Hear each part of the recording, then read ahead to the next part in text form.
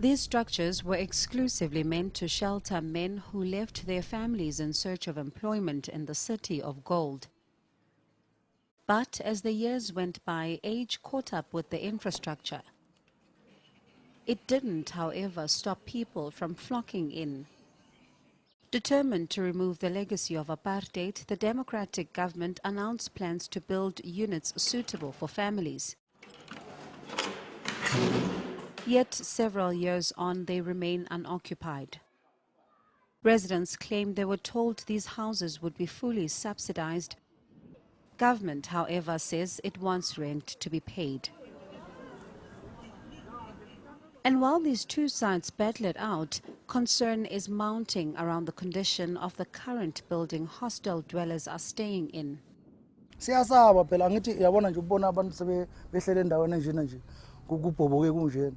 We are scared people can get hurt here. It's not like they don't know what's going on here. Government was told about this. When we registered for the houses, I found out that a lot of people are not working.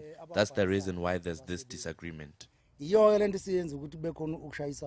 I do concede and agree that indeed there is a big problem pertaining to the allocation of completed properties. With respect to the hostels in Soweto, and of course across the province, I think it's very much important that I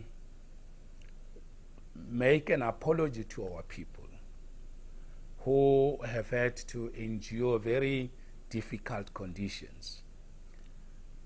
But living just next to completed properties that could alleviate and improve their conditions, that shouldn't have happened. Several kilometers away is another hostel where occupants are still waiting for answers. They said the rent is 750. We asked the MMC to bring it down to at least 500 rand. The MMC promised to speak to the mayor, but we never got any feedback from them. Hostel residents never refused to pay rent. It's true that there are people who don't work, but there are others who can afford to pay the 750 rand that is required. There was much excitement when people moved into their new homes here at Jabulani Hostel. But years later, some residents are still waiting to be moved out of their old structures into newly built houses. We also asked ourselves why there were still other people who were left behind. The community has expressed the need for more houses. We know that they are going to start building soon. Some structures have already been demolished and we've been told that work can continue from Monday.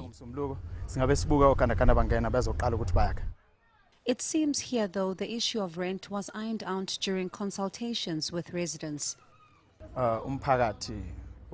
I would say the community managed to have meetings with the ward councillors and MMCs where they were told that these are RDP houses and there's also rental stock.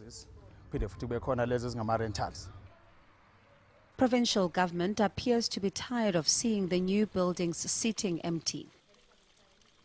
It's now set a deadline for residents to move. The investigation or assessment that I want to conduct will be done, completed before end of February. I will have a detailed, comprehensive report on each one of these hostels, because it will definitely be wrong to ignore why for so many years these properties have not been handed over.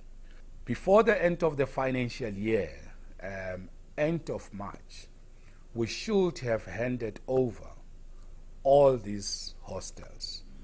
The department has committed itself to resolving the impasse. It's also promised to provide temporary shelter for those living in current buildings that are caving in. Bongiwe Khumalo, Johannesburg.